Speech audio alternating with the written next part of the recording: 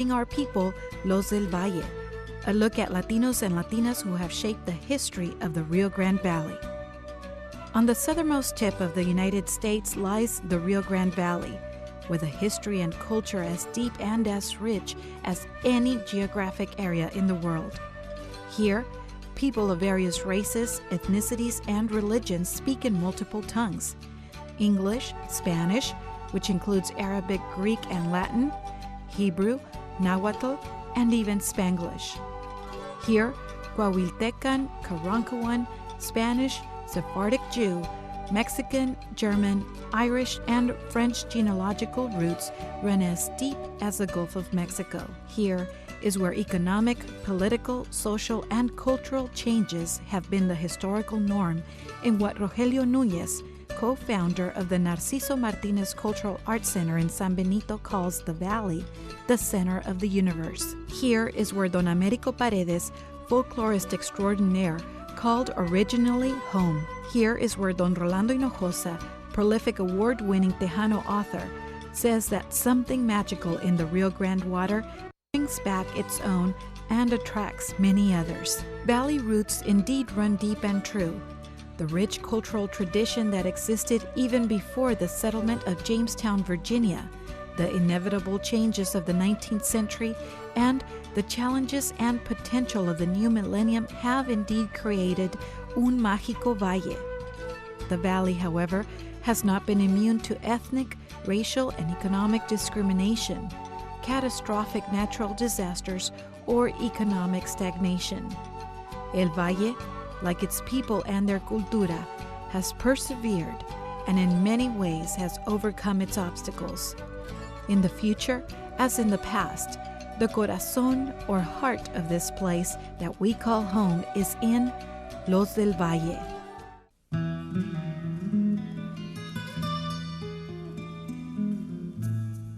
Although land grant ownership in South Texas is generally associated with men, there are notable Tejanas who are matriarchs of ranches.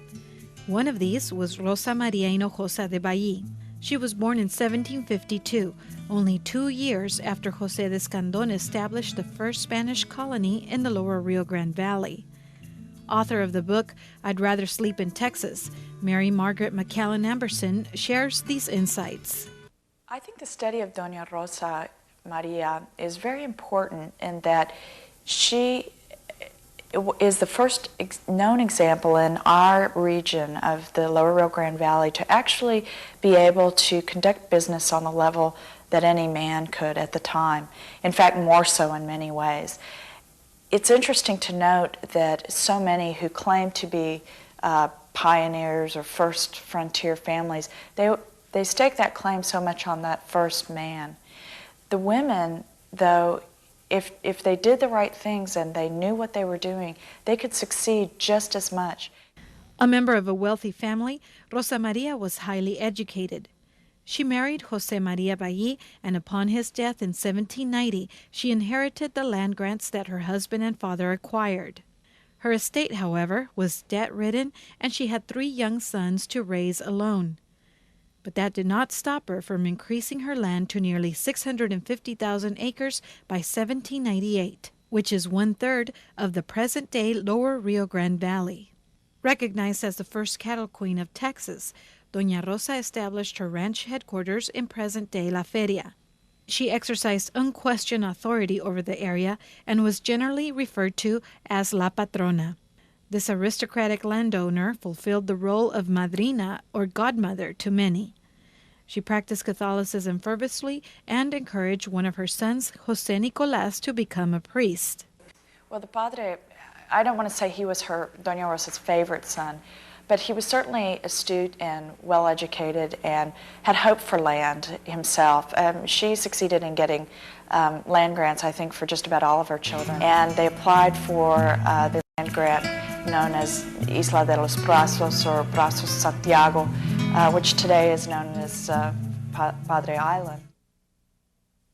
While 20th century Valley intellectuals such as Carlos Castañeda and Américo Paredes were analyzing class and race structures, a woman from Roma, Texas, was adding the gender perspective to an already existing body of work.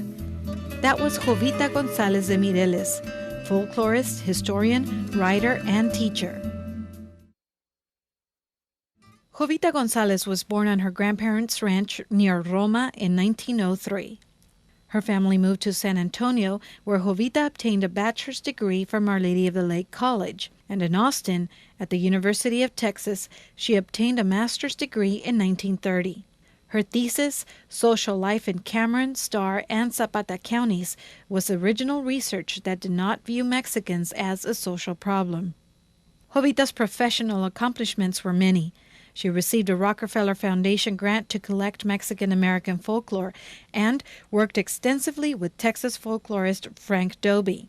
She became the first and only Mexican-American woman to serve as president of the Texas Folklore Society, and this at a time when Mexican-American women were not expected to be scholars. Dr. John Gonzalez, UT Austin professor, tells us more. Well, really, I think she was best known for, during her lifetime, for her Spanish language textbooks that were written for the elementary and junior high and even high school levels, that she co-wrote with her husband, Edmundo Mireles, and which those came later in her life. However, I think early on, and what she's most studied for today really are Caballero, that historical romance, and Dew on the Thorn. Jovita González de Mireles died in Corpus Christi in the early 1980s. The precedents that she set and her legacy continued to the present day.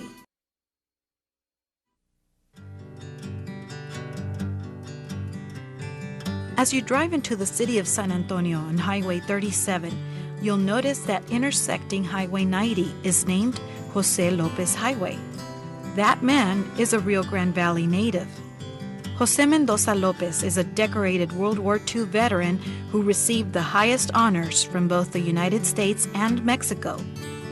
In a personal interview, Mr. Lopez recalls receiving the Medal of Honor from General James Van Fleet. Next morning, everybody was looking for Sergeant Lopez. And then my buddies, they said, they put me in the back. He said, "You won the Congressional Medal of Honor." And my company commander, he said, "I take you back." And he got a Jeep and brought me back to Nuremberg in Germany to meet General James Van Fleet. Jose Mendoza Lopez was born in 1910, and he was orphaned by the age of 9. He worked hard in the mission area at an early age to support himself as a shoeshine boy, a field worker, and even as a cook on cargo ships in California. During the early 1930s, he pursued a boxing career and eventually fought unsuccessfully for the lightweight championship of the world. Mr. Lopez enlisted in the U.S. Army in 1942 and became a soldier in the 2nd Infantry Division. In England, he fought in the Battle of Omaha Beach. In France, he fought at Normandy Beach. However, it was his extraordinary gallantry in a battle near Krinkelt, Belgium on December 17, 1944, that would earn him the Medal of Honor and El Águila Azteca from Mexico. Single-handedly, using a heavy machine gun, he fought and killed over 100 German soldiers while allowing his Company K to successfully withdraw. After World War II, Mr. Lopez settled in San Antonio with his wife, Emilia, a Brownsville native, and their 5 children. There he was employed as a Veterans Contact Representative at the Veterans Administration. As one of the many Mexican Americans who significantly contributed to the war effort, and one of 5 Tejanos to receive a Medal of Honor during World War II, Mr. Lopez has been commemorated with a statue at the Veterans International Bridge in Brownsville.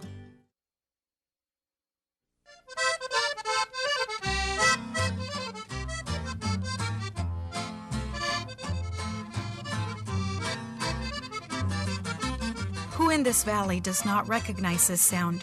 This combination of accordion and bajo sexto gave birth to a musical style that has proudly spread far beyond the borders of South Texas, conjunto music. It was in the communities along the old military highway that a young man named Narciso Martinez was among the first to practice this combination and make musical history with a 1935 recording of La Chicharronera. Narciso or Chicho Martinez was born in Reynosa in 1911. As a farm worker in the Valley and Corpus Christi, he listened to field workers whistling música ranchera and became exposed to the polkas of German and Polish immigrants. His older brother, Santos, taught him to play the accordion. Forming a musical duo during his early 20s with bajo sexto player Santiago Almeida, Narciso launched a successful recording career with Bluebird Records and Discos Ideal that earned him the moniker El Huracán del Valle. Narciso Martinez performed at hundreds of public and private gatherings throughout Texas, California, Arizona, New Mexico, and the Great Lakes region. Although earnings were meager, the conjunto music he launched eventually became popular nationally and internationally.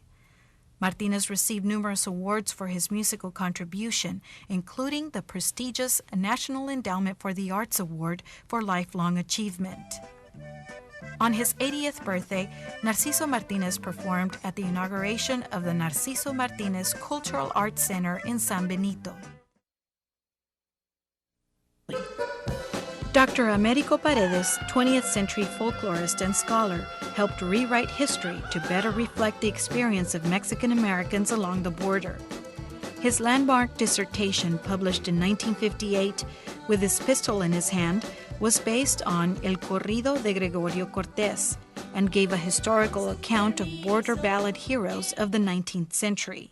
Show what had been done, the injustices that have been done to our people, and the value of our heritage. Much of that fell on deaf ears until I finally was able to come here. I wanted to give our side. I had written this novel. Nobody even wanted to read it. I even forgot about it. I was very much aware, I certainly was not the only one, that what we were taught in school at the time and what we knew in our hearts from what our elders told us was different, that our heritage was not being given the respect that it deserved.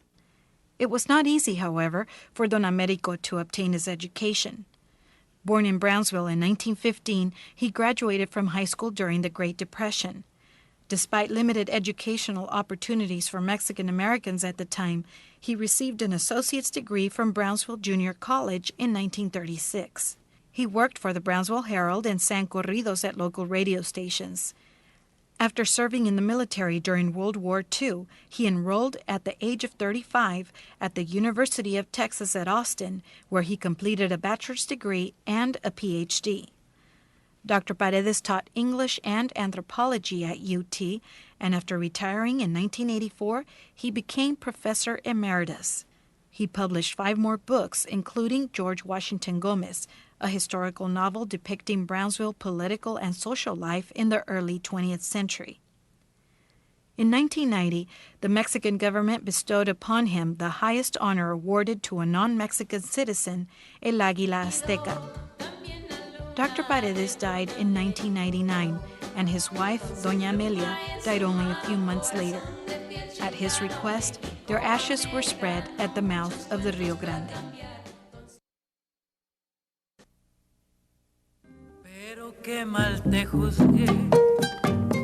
Do you know who Chelo Silva is? Ask anyone who's over 40 and familiar with Mexican pop culture, and they will know. Chelo Silva was a popular bolero singer of the 1950s and the best-selling female Hispanic artist on both sides of the border. She toured with Mexican artists José Alfredo Jiménez and Lola Beltrán throughout Mexico and South America. And in New York City, she performed with the orchestras of Javier Cugat and Ron Weil. Teresa Palomo Acosta, author of the book Las Tejanas, 300 Years of History, talks about Chelo's significance. Chelo Silva is one of the many Tejana singers that we have in the history of the Mexicanos in Texas.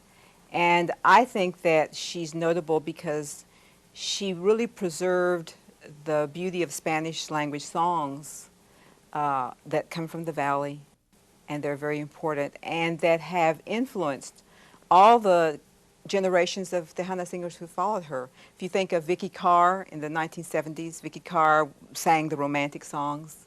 And then certainly Selena is someone that she influenced also. So I think those are certainly important things that she added. Chelo Silva was born in Brownsville in 1922 and earned the title La Reina del Bolero. She settled later in life in Corpus Christi, where she died in 1988. Her music was heard and is still heard today in jukeboxes all over Texas and Mexico. In a home video later in her life, Chelo reminisces with an old friend, Vicente Fernandez, a Mexican charro, where they end the video with this song. Está sellado por el destino que tú serás mi compañero y que iremos por un camino hasta que alguno de los dos se muera. ¡Bravo! Muchas gracias a Vicente, muchas gracias a Chelo. We have a saying here in the Rio Grande Valley. Es el agua. It's the water, the Rio Grande water. It claims you, you understand it's yours, and you belong to it too. No matter where we work, we always come back to the border, to the valley. Es el agua. Yeah. Es el agua, one of Rolando Hinojosa Smith's essays, captures the historical and cultural essence of the frontera through its literary imagery. Those who claim hard work never killed anybody are fooling themselves and their friends. Hard work is hard. That's why they call it that.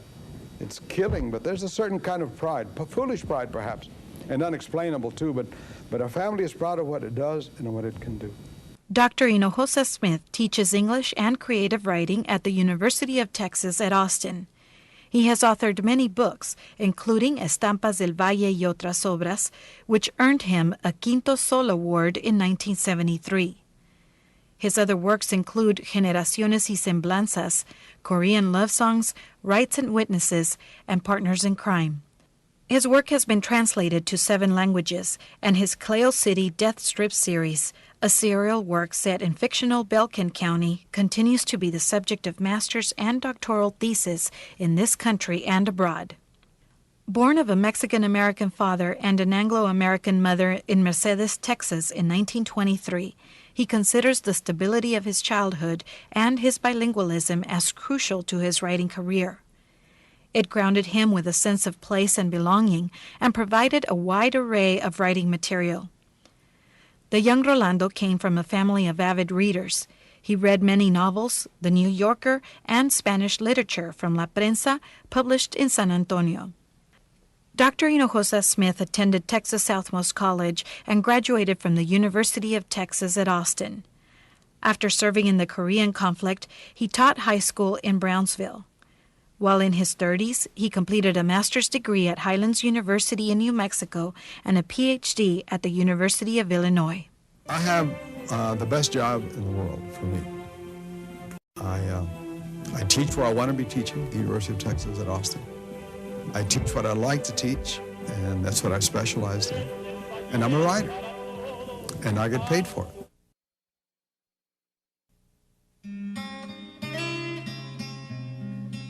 Ranching is one of the oldest traditions in the Rio Grande Valley. During the mid-1800s, longhorn cattle from South Texas were driven by vaqueros northward and eventually shipped to eastern markets. Francisco Iturria continues to maintain the ranch that his family has owned for over 100 years. The Iturria Ranch was originally 80,000 acres and is located in Kennedy and Willacy counties. It not only produces beef, cattle, and horses, but crude oil and natural gas as well. Frank Iturria graduated from Brownsville High School in 1940. He studied at Texas A&M University, where he received a doctorate of veterinary medicine in 1947. He served as an Army corporal during World War II and as an Air Force captain during the Korean conflict. He then obtained a Master's of Arts in Political Science from the University of the Philippines in 1956. Frank Iturria returned to his native Rio Grande Valley, where together with his wife Mary, he continued to expand his ranching and banking business and serve the community. In 1956, he was appointed by President Eisenhower as Collector of Customs. In 1982, he was appointed by President Reagan to the South Pacific Commission, and in 1990, he was appointed by President George Bush as member of the Inter-American Foundation. In 2001, he was appointed as a commissioner on the Texas Historical Commission. Mr. Iturria has been an advocate of wildlife conservation in South Texas. One of his favorite projects is the preservation of the endangered ocelot. I keep the ranch tradition of the family going, and my grandchildren, my grandson is going to keep it going, and we also are very conservative when it comes to wildlife and habitat. And I've received many awards on conservation for habitat, one of them being the endangered ocelot, which I as a private landowner have the largest number of ocelots on my property than anyone in the United States.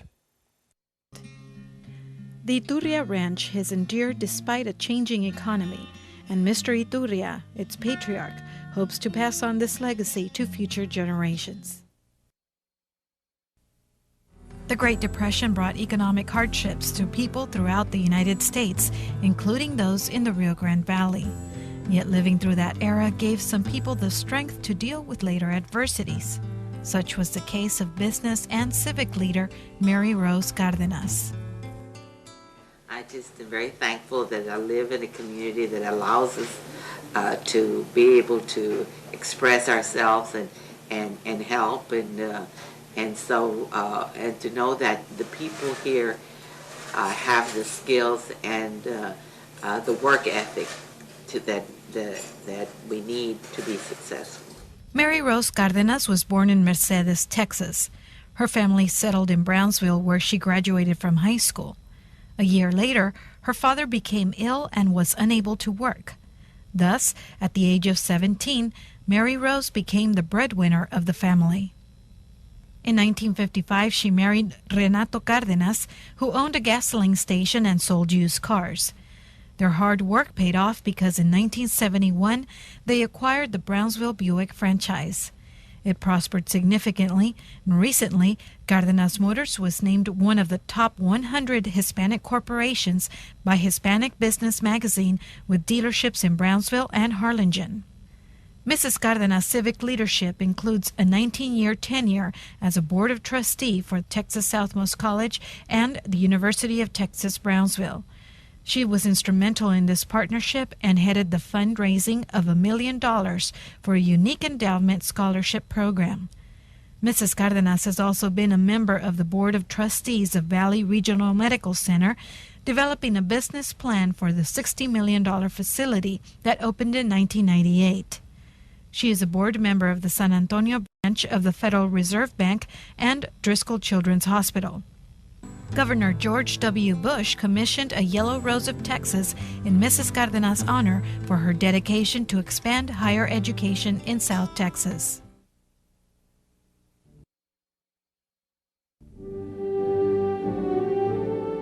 Few people have done more to increase access to higher education for students of the Lower Rio Grande Valley than Dr. Juliet Villarreal Garcia. In 1986, she made history when she was named president of Texas Southmost College, the first Mexican-American woman to be named president of a U.S. college or university. Known for thinking outside the box, she was instrumental in the creation of a unique partnership between the University of Texas Brownsville and Texas Southmost College in 1991. To this date, this has enabled more than 12,000 students to earn a college degree. She was born Julieta Villarreal in Brownsville, Texas. Although her mother died when Julieta was only 9 years old, both her parents instilled the value of education and the importance of mastering English and Spanish. With the help of her husband, Oscar Garcia, she earned her bachelor's and master's degrees in speech and English from the University of Houston and gave birth to their 2 children, all by the age of 23.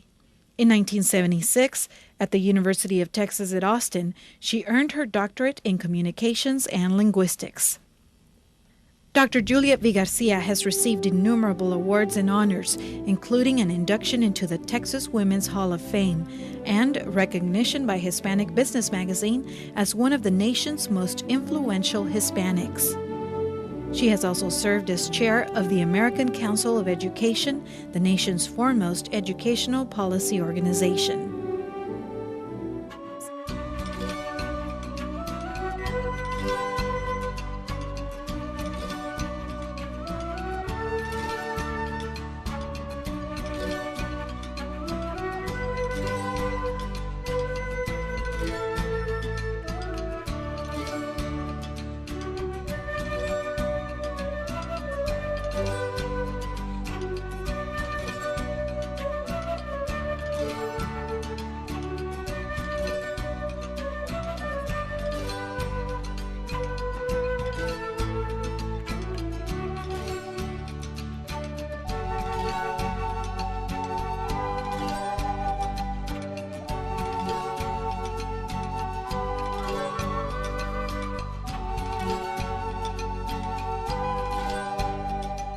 Celebrating Our People, Los del Valle was produced by RGV Educational Broadcasting and the University of Texas at Brownsville and Texas Southmost College.